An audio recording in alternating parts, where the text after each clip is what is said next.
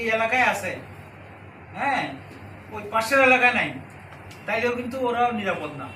কারণ আপনার এখান থেকে মনে করেন একটা ব্রিজ ভাঙা আছে, ওই পাশের ইয়াতে আপনার দেওয়ার ইচ্ছা আছে, কিন্তু আপনি দিতে পারবেন না, কারণ ট্রাক যেতে পারতেছেন।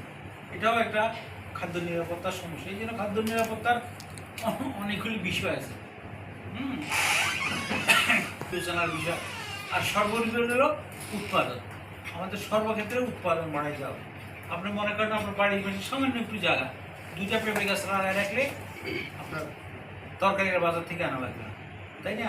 মরিচ গাছ, 2টা মরিচ গাছ আপনার বস্তায় এখন মরিচ করা যায়। অথবা এরকম 5 লিটারের ড্রাম আছে না, ড্রামটা মাঝে কাটবেন, কাটলে তেল খাওয়ার পরে 5 লিটারের তেলের বোতলে খাওয়ার পরে আপনি মাঝে কাটিয়ে ফেলবেন। তাহলে কি হবে, 2টা টপ হয়ে যাবে না? এই পাশে যেটা, এটা 2টাতে ছিদ্র করবে, আর এই পাশে তো বড় ছিদ্র আছেই, এই 2টা টপ হয়ে যাবে। এই টবের মধ্যে আপনার বার্মি কম্পোস্ট বা এরকম কম্পোস্ট আছে, কম্পোস্ট সার দেন, দিয়ে এখানে আপনি মরিচ গাছ লাগান, 2-4টা মরিচ গাছ লাগান। তাহলে কি হবে, এই মরিচ গাছগুলি আপনি ঘরের পাশে রেখে দেন।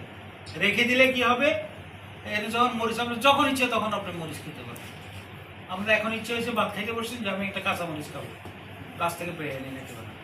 কাঁচা মরিচ, যে মাঝে কাঁচা মরিচের অনেক দাম হয়েছে না, ইন্ডিয়া থেকে আসছে, তারপরে আমাদের খাইতে হয়েছে, কাঁচা মরিচের দাম কমছে। এটা তো দরকার নাই। আমাদের প্রত্যেকের বাড়ির পাশে যদি আমরা 8-10টা টবে বা বাড়ির ছাদে এরকম যদি মরিচ গাছ করি, এখন কিন্তু আপনারা দেখবেন যে কিছু কিছু মরিচের জাত আসছে, হাইব্রিড জাত, এত ধরে চিন্তাই করে না, লাগাই রাখেন, তাহলে ইজিলি আপনার মরিচ খেতে পারেন। তারপরে বস্তায় আদা চাষ আপনারা করছেন কিনা এখানে কেউ? ওই যে উনি করছে বস্তা, কয় বস্তা করছেন আপনি? হচ্ছে বগুড়াতে গেছিলাম। আচ্ছা, এখন গাছ কেমন আছে? কোনো রোগ বালাই আছে? বলতে বৃষ্টির সময় তো 15 বছর হয়ে গেল, 5 মারা গেছে, ওগুলো ঠিক আছে। ছত্রাকনাশক দিছেন? হ্যাঁ দিছি।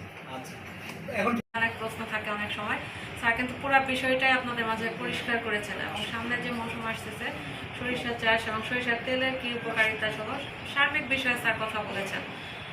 আর আমাদের মাঝে ডিডি স্যারও বিস্তারিত বলেছেন। আমরা আরও একদিন শুনবো এই ক্লাসে, আচ্ছা আমাদের অতিরিক্ত কৃষি অফিসার আছে, সে বলবে। তারপর আমাদের প্রাণী সম্পদ, মৎস্য শহর, আমাদের কথা হচ্ছে পুষ্টি সম্পর্কিত যাবতীয় যে আমাদের জিজ্ঞাসা বা যা কিছু জানার সব কিছুই আমরা জেনে যাবো ইনশাল্লাহ আগামী কালের মধ্যে। তো আপনাদের যদি এই ধরনের কোনো কিছু নিয়ে জানার প্রশ্ন থাকে, খাদ্য বা পুষ্টি অথবা অন্য যে কোনো ফসল সংক্রান্ত, যেহেতু আপনারা প্রশিক্ষণে আসছেন, আসার পর কাজ কিন্তু শুনে গেলাম আর বাসায় যে ভুলে গেলাম সব কিছু, এটা করলে কিন্তু চলবে না। আমরা এখানে যা শিখে যাচ্ছি, আমাদের কাজ কি, কালীহাতি উপজেলা কিন্তু অনেক কৃষক আছে, তার ভিতর থেকে আমরা মাত্র 30 জনকে ডেকে এনেছি।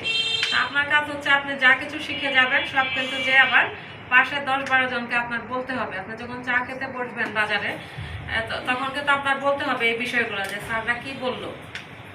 তাহলে আমরা আমাদের যে কার্যক্রম, তাহলে আমরা আমাদের এই যে এলাচ হচ্ছে কি, এলাচ এমন একটা ফসল, যেমন সব জিনিস তো বাংলাদেশে হবে না, এলাচ বাংলাদেশে হবে না, হবে তবে এটা বলতে হবে না। ইউটিউবে তো দেখাইতেছে আবার।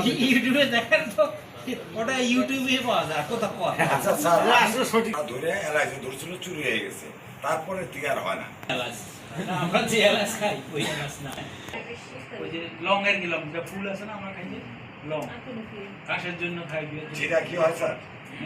জিরা হয়, জিরা হয়, জিরা, কালি জিরা, এগুলো হয় আমাদের।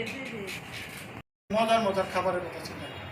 আসলে বিষয়টা চিন্তাটা ওরকম হবে যে আমি এই সপ্তাহের মধ্যে মানে কতটুকু কোন পুষ্টি সমৃদ্ধ খাবার খেয়ে, আমি কি এই সপ্তাহের মধ্যে শাক খেয়েছি, আমি কি এই সপ্তাহের মধ্যে আপনার এই কী বলে এটাকে পশু জাতীয় খাবার খেয়েছি, আমি কি এই সপ্তাহের মধ্যে আপনার কী বলে এই মধ্যে যে প্রতিদিন যে আমাদের যে মেনুটা হয় রান্না করে, আমাদের মা বোনরা যারা রান্না করে, এই জিনিসগুলো কিন্তু মাথায় থাকতে হবে।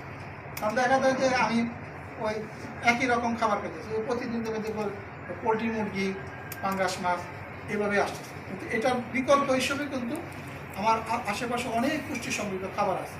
এগুলো সম্পর্কে যখন আমার ধারণা থাকবে, তখন দেখা যায় যে এগুলো আমার মেনুতে চলে আসবে। আমরা জানতে হবে যে আমাদের কোন কোন খাবার মধ্যে কী কী পুষ্টি আছে। আবার অনেক সময় আছে যে এই সমস্ত খাবার মধ্যে কিছু ক্ষতিকর জিনিসও থাকে না। অনেক সময় আছে যে বেগুন খেলে অনেকের অ্যালার্জি, আবার অনেকে আছে যে যারা একটু বাতের ব্যথা, হ্যাঁ, বয়স হয়ে গেছে তারা যদি বেশি করে আপনার যদি পুঁই শাক খান অথবা ঢেঁড়স খান এটা বাতে ব্যথা বেড়ে যায়। হ্যাঁ, আবার যারা অনেকে আছে যে ব্রোকলি খেলে মানে কিছু ইউরিক অ্যাসিড বেড়ে যায়। এগুলো কিছু উপাদান আছে, যেগুলো খাবার আছে, এগুলো আমার যদি জানি দেখা যাবে আমাদের মেনুর মধ্যে এই জিনিসগুলো আমি চেঞ্জ নিয়ে আসতে পারবো। ঠিক আছে না? আপনার ধরেন কচু জাতীয় খাবার, এটা ভালো জাতীয় ভালো একটা খাবার। কিছু কিছু খাবারের মধ্যে প্রচুর পরিমাণে মিনারেলস আছে। আপনার দেখবেন যে বয়স হয়ে গেলে ওই যে পুরা আমাদের